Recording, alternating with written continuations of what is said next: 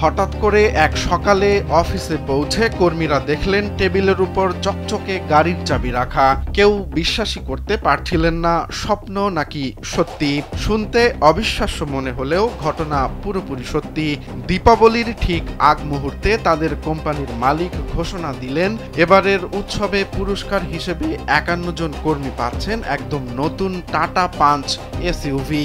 এই দারুণ ঘটনাটি ঘটেছে ভারতের চণ্ডীগড়ের পঞ্চকুলায় অবস্থিত মিটস হেলথ কেয়ার নামের একটি প্রতিষ্ঠানে। কোম্পানির মালিক MK ভাটিয়া, যিনি সমাজসেবক হিসেবেও পরিচিত, লিঙ্কডইনে পোস্ট করে খবরটি জানান।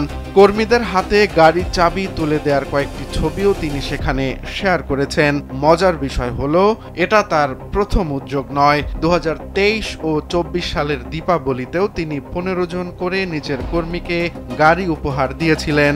ভাটিয়ার ভাষায়, তারা আমার স্টাফ নয়, তারা আমার জীবনের রকস্টার। সেই আবেগই যেন এবার আরো বড় পরিসরে ছড়িয়ে পড়েছে, যেখানে দীপাবলির আলোয় ঝলমল করছে কৃতজ্ঞতা আর কর্মীদের মুখের জলজলে হাসি।